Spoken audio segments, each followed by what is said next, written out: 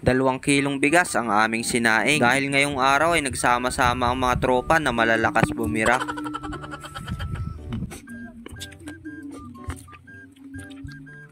Sige.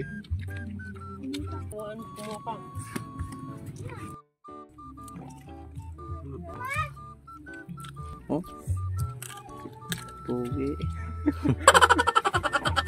Kaya ngayong araw ay aming pinaghandaan. Kamutihan ni Mama, talbos ay aming kinuha. Dahil talagang kami malalakas kumain, siguradong kayo'y mamamangha. Itong si Bato, yung kalan ay kanyang itinakbo dahil yan ang gagamitin namin sa pagluluto. Dahil hindi pa sapat yung aming talbos kamuti, dumaan na rin kami dito sa tindahan para bumili. 1 kilong tilapia ang pagkakasyahin namin mamaya. Wari ko'y hindi sasapat yan dahil kapag kami pumupunta sa birthdayan, kami ay inaayawan. Hindi nyo pa ba ito nakikilala? Isa yan sa aking mga tropa. Isa rin yan sa amin sa pinakamalakas bumira. Kami napatigil sa gilingan dahil yung 2 kilong bigas daw na sinaing ay aming dagdagan. Nag-aalala daw kasi siya baka magkulang. Imagine, 6 lang naman kaming kakain. Every hour, every minute, bumiyahe kami ng mainit.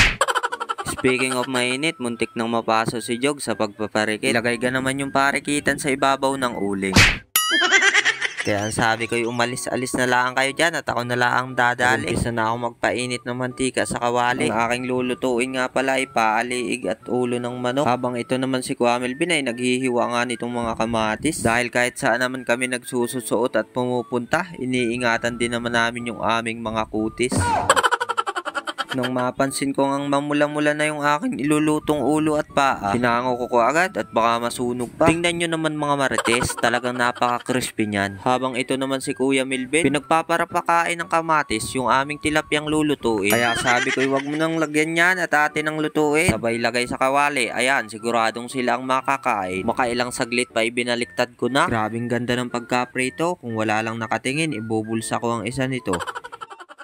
Habang ako'y nagluluto, itong mga kulukoy ay naliligo. Ayan, parang mga unggoy nasa taas ng puno. Ginagawa namin ito madalas. Pakiramdam kasi namin ganitong mga bagay sa aming nagpaparelax. Marahil ay pang ilan na ako sa nagsabi nito na maiksi lang ang buhay natin sa mundo. Kaya kung anong mga bagay na nagpapasaya sa inyo ay gawin nyo. Basta alam nyo naman tama at wala kayong tinatapakang ibang tao.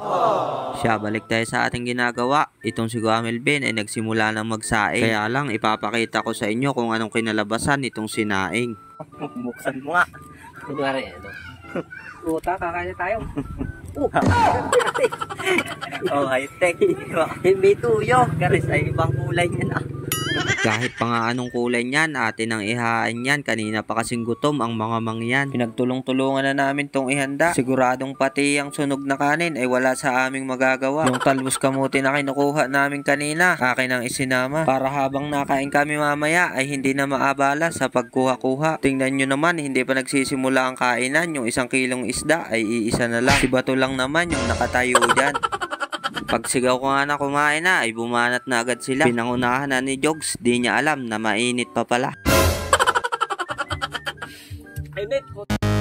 Dahil nga sa napaso si Jogs ay naglaylo ang lahat. Utay-utay lang daw muna kainin, mamaya na lang daw paglamig birahin. Yung ramdam ko na malamig na yung kanin ay sumali na rin ako sa pagkain. Habang humahaba ang aming kwentuhan, paubos na rin yung ulam. Maging ang kanin na sunog ay hindi sa amin uubra. Tingnan nyo naman si Kuya Melvin, kung bumira ay pang main event. Ganyan talaga kami sa pagkain ng talent. Kaya siguro hindi yumaman yung aming mga magulang kasi talented yung mga anak nila. Dahil sa pagkain pa nga lang namin ay mamumulubi na. Si Bato nga ang huling natapos sa pagkain dahil siya daw ay broken. Pagkatapos kumain, natulog sa tricycle. Sadyang may kalokohan nga itong si Kuya Melvin. Niyakag nga ako dito na si Bato daw ay aming gisingin. Oh, lalagyan natin toyo. Kasi patulog-tulog.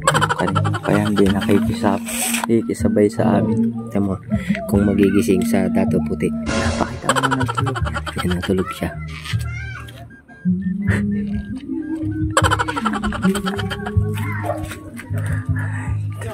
Hindi siya nagigising.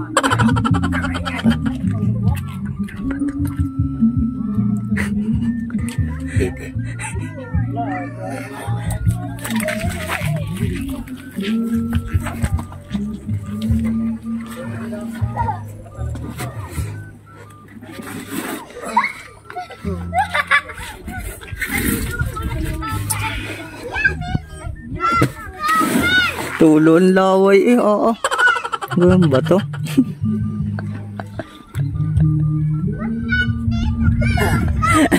Tara din eh, hanip ka. Are, tara din eh. Pinanto ko ako. Oy, tapos na kanina ka patulog eh.